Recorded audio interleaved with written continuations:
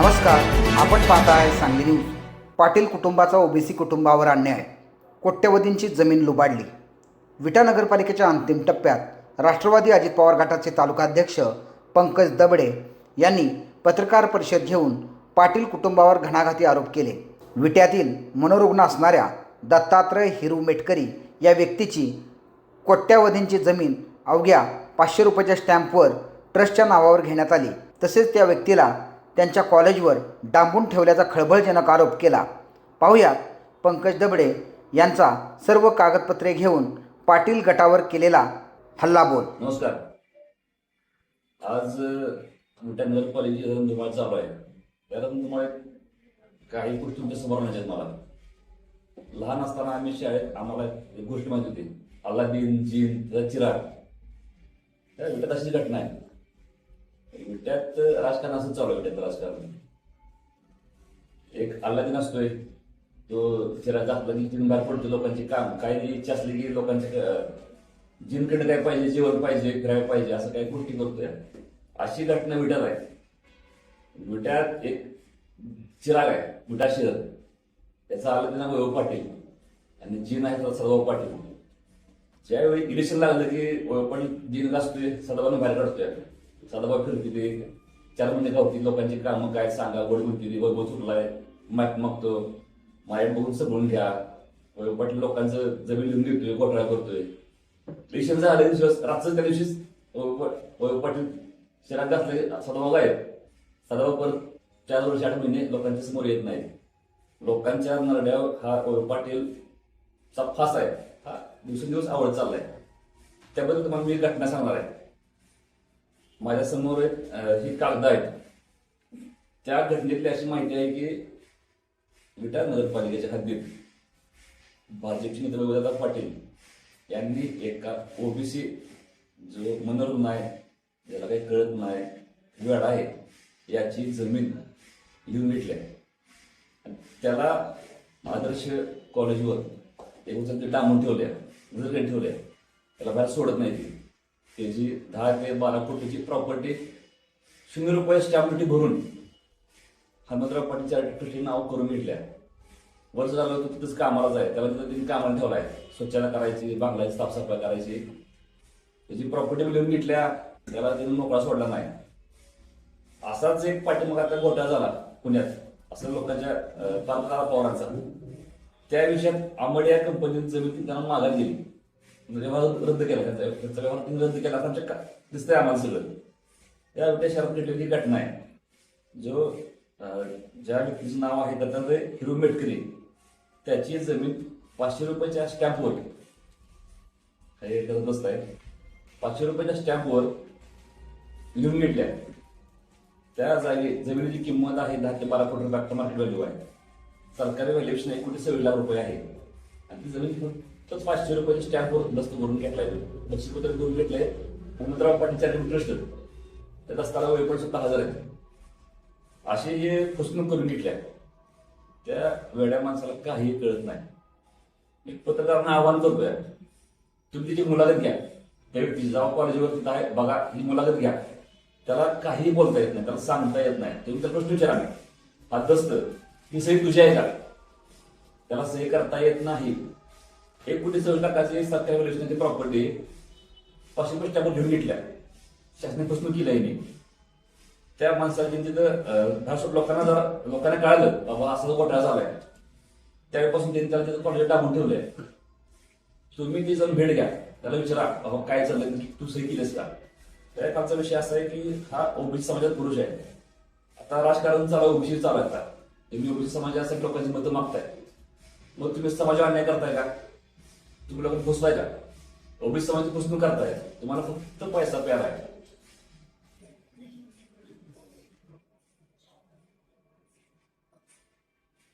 शहर शहरातले शाळेचे लोक आहेत, ज्यांना काय कळते त्याची तुम्ही जमीन लिहून घेतली, पाठीमाग फसवून घेतली.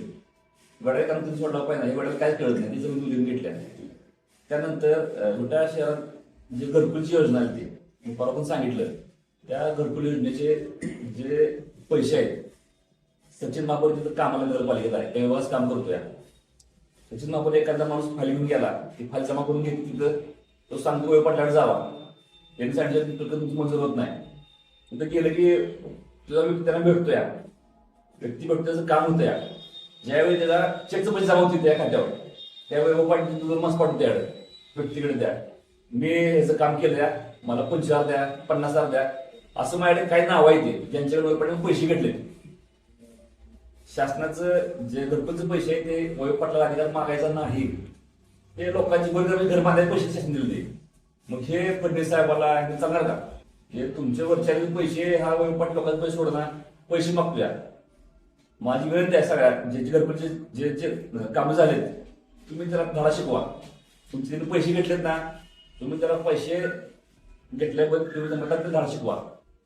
त्याला तुम्ही थांबवलं पाहिजे आता, अशी माझी त्यांना विनंती आहे. आता सदाभाऊंच्या सोशल मीडियावर थोडा क्लिप करते की 50 वर्ष झालं मी लोकांची सेवा केल्या, माझं कातड्याचं तुम्ही चप्पल करून काढलं, माझं फिटायचं नाही ते.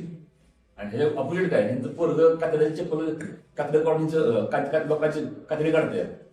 ही तुम्ही लोकांची पुढे घटना आणली पाहिजे. वैभव पाटील असा व्यक्ती आहे की उलटा शहराला आज गरज असा इटोळा काढलाय. इटोळा घालून जसं पाहिजे तसं प्रॉपर्टी असं घालतोय गाड्यात, कशात घालतोय परत ते. हे ह्याला कुठे थांबलं पाहिजे. आता तुम्ही बघताय वैभव पाटील शिकणं गायब आहे. सदाभाऊ 4 पुढे घेऊन काम चालू आहे.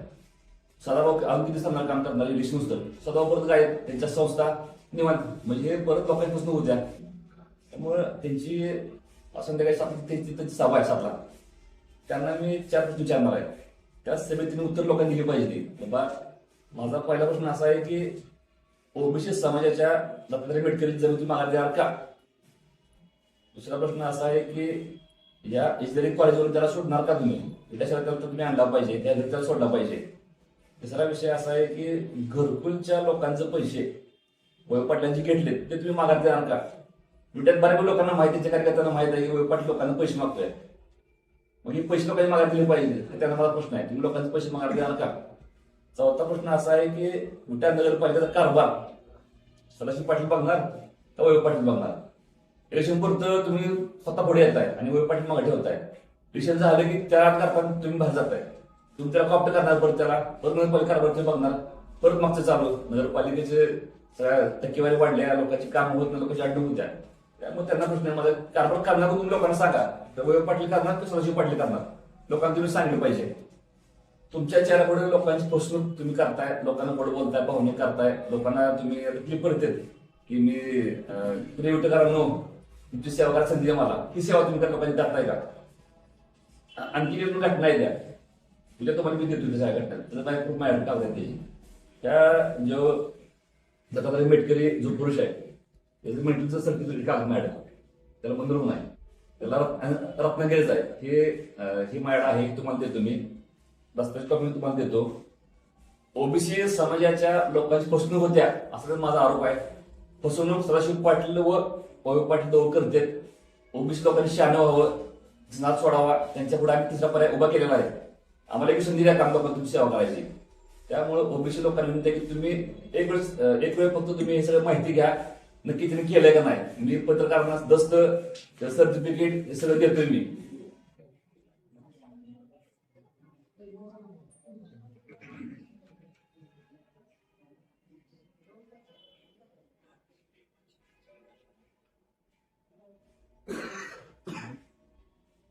तुम्ही आता अंतिम क्षण जवळ आले, अशा वेळी तुम्ही हे थेट आरोप करताय, तर ते इतके दिवस मग तुम्ही का थांबला होता नेमकं? मला सगळी काल माहिती मिळाली.